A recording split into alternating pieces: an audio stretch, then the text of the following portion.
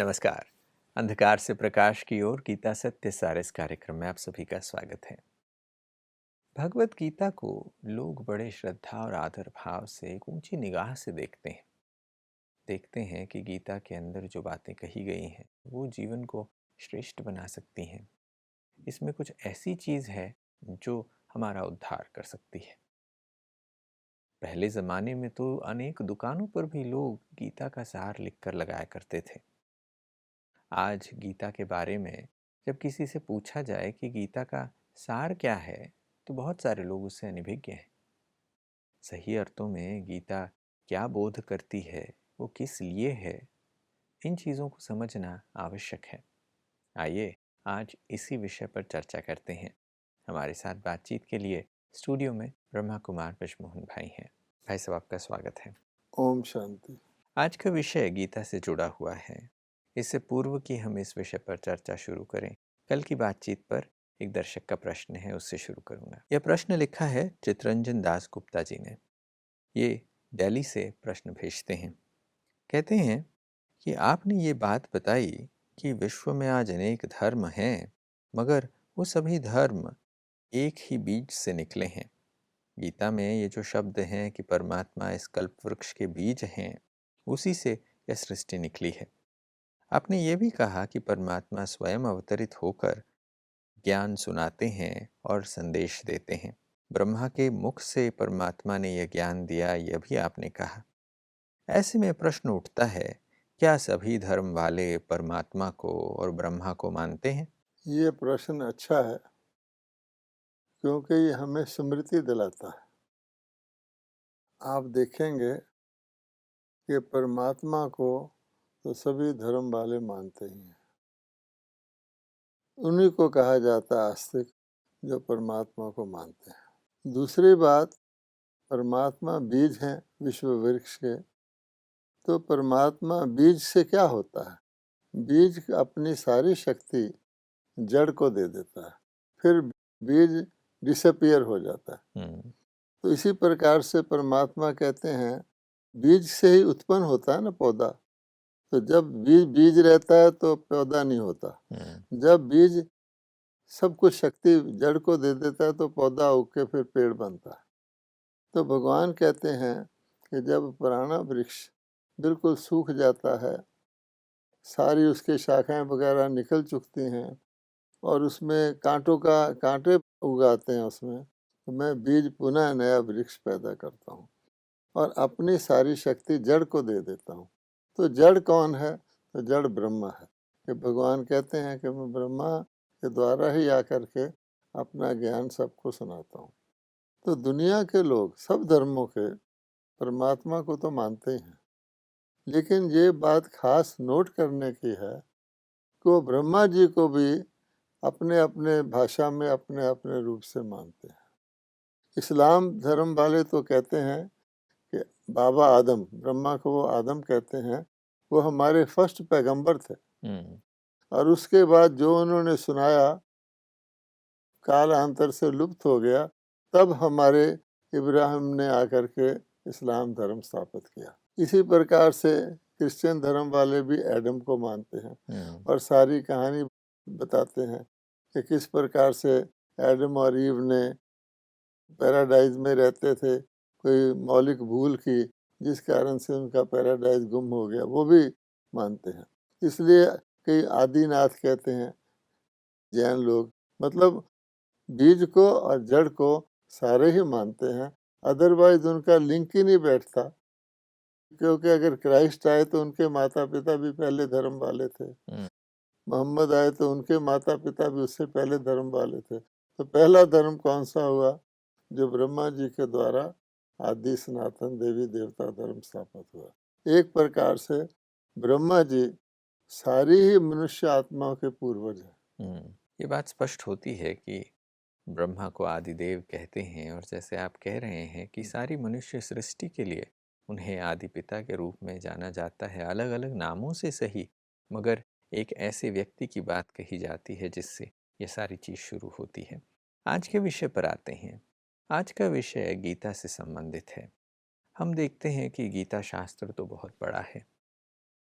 इतने सारे अध्याय उसमें हैं, लोग पढ़ने के प्रयास भी करते हैं, कई चीज़ें लोगों की समझ से बाहर की हो जाती हैं, लोग समझते हैं इसका कुछ भाव होगा, हमारी समझ में नहीं आ रहा, हमारी मुद्दे की बात क्या है वो समझा जाए। तो अक्सर लोग कोशिश करते हैं कि भाई गीता का सार समझ लिया जाए। तो अगर ये पूछा जाए कि गीता का सार क्या है जिसे समझने की आवश्यकता है, तो वो क्या चीज़ होगी? गीता के भगवान बीज रूप हैं, रचयिता हैं, तो उनके पास ही सारी सृष्टि के आदि मध्य अंत का ज्ञान है। सारी सृष्टि की आत्माओं के, जिसको कहते हैं वर्ल्ड हिस्ट्री, के आत्माएं इस सृष्टि में किस क्रम से आती हैं, अंत तक कहाँ तक पहुँचती हैं, इसका ज्ञान है। सारे विश्व की ज्योग्राफी, जिसको कहते हैं कहाँ से आती हैं, ज्योग्राफी स्पेस की होती है, हिस्ट्री समय की होती है, वो भी भगवान के पास है, परम धाम से आत्माएं आती हैं।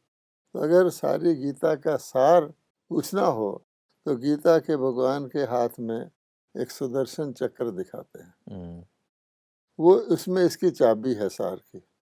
मनुष्यों ने सुदर्शन चक्र को भी, क्योंकि हिंसक युद्ध दिखाया है, तो उन्होंने सुदर्शन चक्र को भी कोई हिंसक शस्त्र मान लिया है कि भगवान की उंगली पर रहता था, उससे किसी के भी गले कट सकते थे और वापस उनकी उंगली पर आ जाता था। लेकिन भगवान स्वयं बताते हैं सुदर्शन चक्र का रहस्य कि मैं तो अहिंसक देवी देवता धर्म की स्थापना करने आता हूँ। तो ये जो सुदर्शन चक्र है, इसका अर्थ ये है कि मनुष्य आत्माओं को इस सृष्टि चक्कर में सो का दर्शन कराना, इसी में गीता का सार आ जाता है। भगवान ने धरती पर आकर मनुष्य आत्माओं को सृष्टि चक्र में उनका ज्ञान दिया कि सृष्टि चक्र में तुम कैसे कैसे आते हो। तो भगवान यही कहते हैं कि पहले पहले तुम सुखी थे, सुखी दुनिया में शरीर छोड़ते थे, सुखी दुनिया में शरीर लेते थे, पावन थे। धीरे धीरे धीरे इस तरह सुख की दुनिया में जन्म लेते, शरीर छोड़ते छोड़ते तुम दुख की दुनिया में आ पहुँचे। फिर तुम दुख की दुनिया में जन्म लेते और शरीर छोड़ते हो, जो अब भी हो रहा है, तुम पावन से पतित बन गए। अब भगवान कहते हैं कि इस चक्कर के हिसाब से आगे तुमको अवश्य ही पतित से पावन बनना है, क्योंकि चक्कर में तो नंबर आएगा। सतयुग से त्रेता, त्रेता से द्वापर, द्वापर से कलयुग, कलयुग के बाद क्या, फिर सतयुग।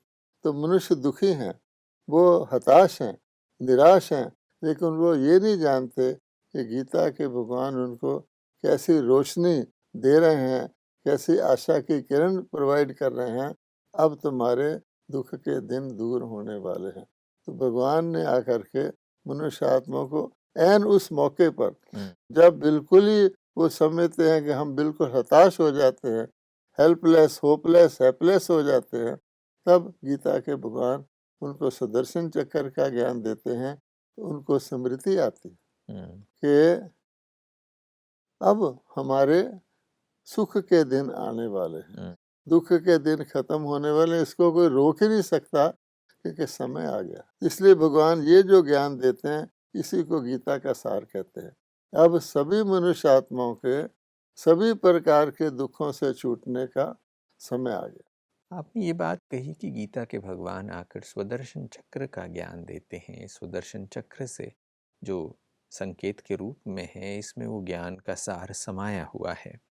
अब इस ज्ञान को सही अर्थों में समझना आवश्यक है कि परमात्मा ये ज्ञान देते हैं, तो इसका सार क्या है? यही कि दुनिया तो वही रहती है।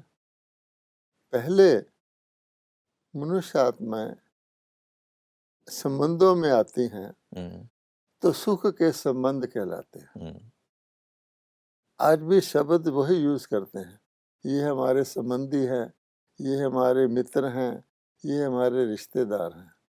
लेकिन उस समय आदि काल में, क्योंकि आत्माएं पावन होती हैं, तो जो कुछ भी उनके कनेक्शन बनते हैं, रिश्ते नाते संबंध बनते हैं, वो सुख के संबंध होते हैं। लेकिन जन्म लेते लेते लेते जब आत्माएं अपनी पवित्रता को खो देती हैं, उनकी कम हो जाती है, तो यही संबंध बंधन बन जाते हैं। हम्म, आप देखेंगे कि दुनिया वही है, आज भी मनुष्य आत्माओं के संबंध हैं। हर एक उस अपने संबंध को इसीलिए जोड़ता है कि मुझे सुख मिलेगा, लेकिन क्योंकि आत्माएं पतित हैं तो सुख की बजाय दुख मिलता है, और एक दूसरे का दुख जोड़ करके और दुखी हो जाते हैं। दुनिया में किसी चीज को मल्टीप्लाई किया जाए तो बढ़ती है, हम्म, 2 को 2 से मल्टीप्लाई करेंगे तो 4 होगा, लेकिन अगर 1/2 को 1/2 से मल्टीप्लाई करेंगे तो आधा हो जाता है। मैं अपना दुख आपको रोऊं, आप अपना दुख मुझे रोए तो डबल हो गया दुख। तो इस प्रकार को कहते हैं बंधन। तो आज कर्म बंधन है, हम नाम चाहे दे दें कर्म संबंध है, लेकिन सब कर्म बंधनों से ही छूटना चाहते हैं, इसको वो मुक्ति का नाम देते हैं। तो भगवान कहते हैं कि वो समय आ जाता है जब, है ना, कहा जाता है, गीता का लास्ट जो श्लोक है यही है कि नष्टो मोहा स्मृति लब्धा। स्मृति तो लब्धा। भगवान कहते हैं अब ये सब खत्म होने वाला है, प्राणी दुनिया के दुख के संबंध को हम बंधन को मोह कहेंगे, मोह को एक विकार कहा गया है। तो इसलिए भगवान कहते हैं इसकी स्मृति अब मैं आपको दिलाता हूँ। ये बात स्पष्ट होती है कि हाँ, भगवान आकर यह ज्ञान देते हैं कैसे हमारे संबंध बंधनों में परिवर्तित हो चुके हैं। आज अनेक प्रार्थनाओं में हम कहते हैं कि हम कर्म बंधनों से पीड़ित हैं, प्रभु हमें बचाओ। अब इन कर्म बंधनों से छूटने की जो विधि है वो भी बात समझनी चाहिए, क्योंकि आपने कहा कि भगवान आकर इन बंधनों से छुड़ाते हैं, नष्टो मोहा स्मृतिर्लब्ध कराते हैं। तो गीता क्या ये विधि बताती है कि भगवान ने क्या विधि बताई है कि हम स्मृतिर्लब्धा हो सकें, इन बंधनों से छूट सकें? अब आप देखेंगे कि भगवान ने गीता में क्या कहा, तुम आत्मा हो, पर आत्मा काम क्रोध लोभ, इसको भगवान ने कहा नरक के द्वार हैं, तुम आत्मा इनके कारण नरक में आ गए हो। और मोह और अहंकार को जोड़ लो तो भगवान कहते पूरे नरकवासी हो गए हो।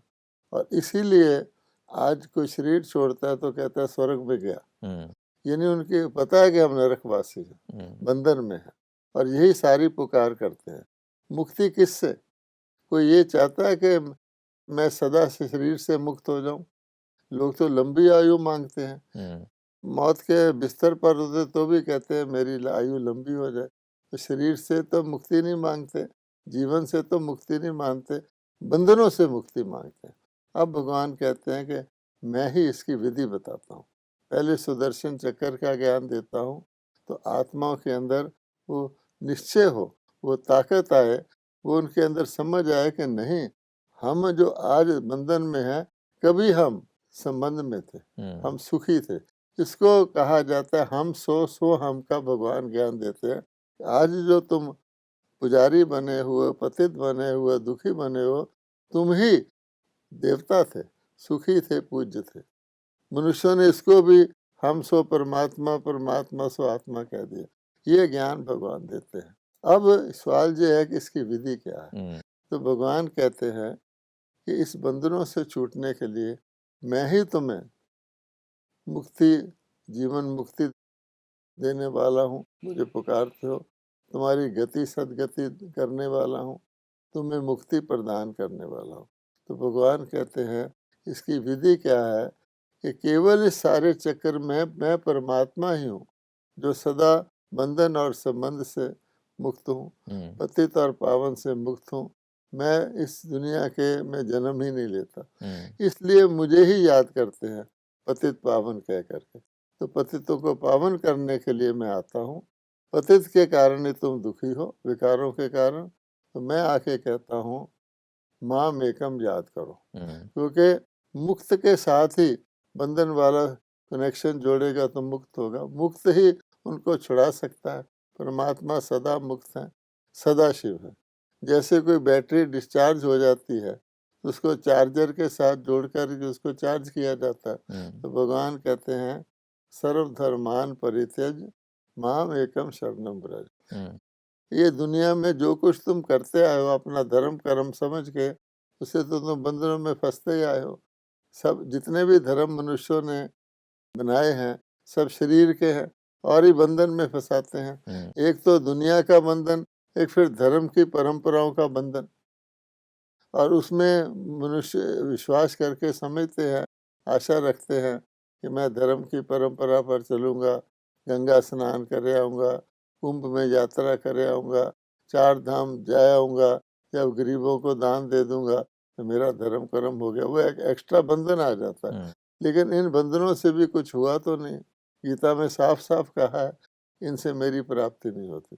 तब भगवान कहते हैं कि एक ही तरीका है कि आत्मा परमात्मा के शब्द को जब याद करती है, उसी को योग कहा जाता है। और आत्मा का परमात्मा से योग अर्थात आत्मा का परमात्मा से कनेक्शन स्नेह युक्त, उसकी अग्नि से पिछले जन्मों के पाप खत्म होते हैं, बंधनों से आत्मा मुक्त होती है। ये बात स्पष्ट होती है कि योग ही वो विधि है जिससे हम वापस वो प्राप्ति कर सकते हैं। आज जो हमारे बंधन हैं, उन बंधनों से छूटने के लिए वह योग है, और परमात्मा यही चीज़ कहते हैं। गीता के भगवान शब्द कहते हैं कि मामेकम याद करो, मामेकम शरणम व्रज, ये शब्द सुनने को मिलते हैं। अब इस बात को स्पष्टता से समझा जाए कि परमात्मा की याद हम कैसे करें, क्योंकि हम ये शब्द गीता में अनेकों बार पढ़ते आए हैं, और जैसे आपने कहा कि परमात्मा आकर ये बात कहते हैं, तो इस विधि को सही तरीके से समझा जाए ताकि वास्तविकता में हम इस चीज़ को कर सकें। ये परमात्मा परम आत्मा है, अपना शरीर धारण नहीं करते, और जब वो कर्तव्य करते हैं उसका एक पर्टिकुलर समय है। अर्थात भगवान ने गीता में कहा है कि जब तुम अति बंधनों में फंस जाते हो, धर्म की अति गिलानी हो जाती है, तब मैं आता हूँ।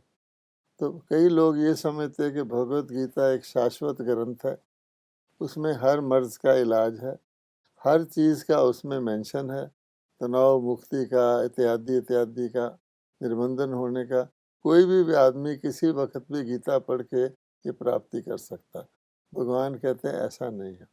ये एक यादगार मात्र शास्त्र है जिसमें जो कुछ मैंने प्रोसेस बताया था उसका कुछ ना कुछ अंश इसमें मौजूद है, ताकि मनुष्यों को समझ में आए कि भगवान ही आकर के ये करते हैं। लेकिन जब तक अच्छी तरह से इस बात को समझा ना जाए, क्योंकि गीता में ही कहा है मैं जो हूँ जितना हूँ उसी रूप से अगर मुझे याद करोगे तब मेरे से प्राप्ति होगी। ये भी कहा है कि जो तरीके तुम अपना रहे हो, वेद अध्ययन जप तप दान पुण्य, उससे मेरी प्राप्ति नहीं होती। इसका अर्थ हुआ कि जब भगवान स्वयं आते हैं। अब समझने की बात यह है कि भगवान स्वयं कैसे आते हैं। वो तो निराकार शिव है। तो भगवान कहते हैं मैं जन्म लेता नहीं हूँ। तो भगवान कहते हैं कि मैं एक साधारण मनुष्य शरीर रूपी रथ में प्रवेश करके अवतरित होता हूँ।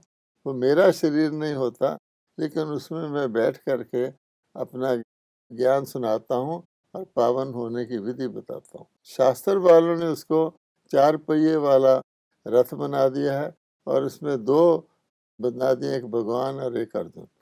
लेकिन शरीर रूपी रथ में वो उसका नाम मैं ब्रह्मा रखता हूँ, क्योंकि उसके द्वारा ही मैं उसके मुख द्वारा ही मैं ये सारा ज्ञान सुनाता हूँ, और वो भी सुनता है क्योंकि उसके मुख द्वारा सुनाता हूँ।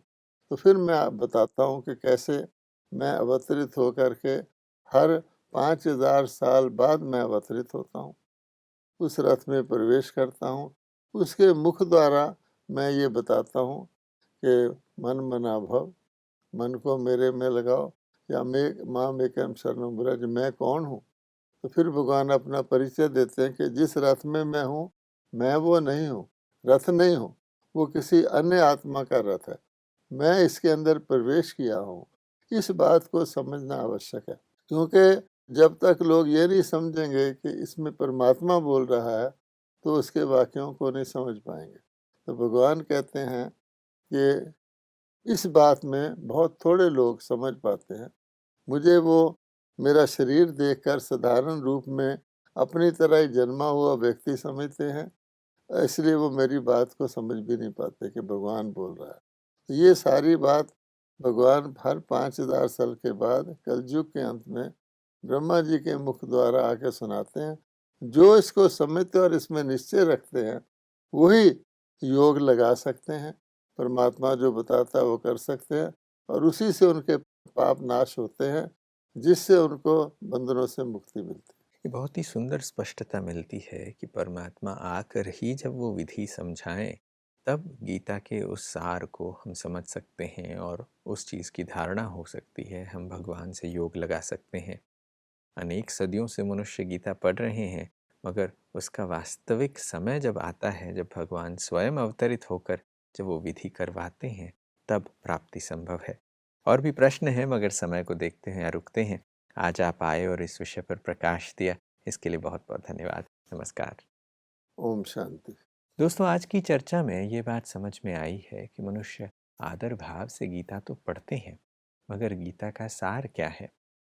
गीता में भगवान ने ये बात कही है कि मन मना भव मामेकम शरणम व्रज, ये शब्द सुनने को मिलते हैं, मगर परमात्मा जब स्वयं अवतरित होकर पुनः गीता का ज्ञान सुनाए, पुनः राजयोग सिखाएं, तब आत्माएं उनमें अपने मन को लगा सकती हैं। आज की चर्चा में बस इतना ही। अगले एपिसोड में फिर मुलाकात होगी। तब तक के लिए नमस्कार।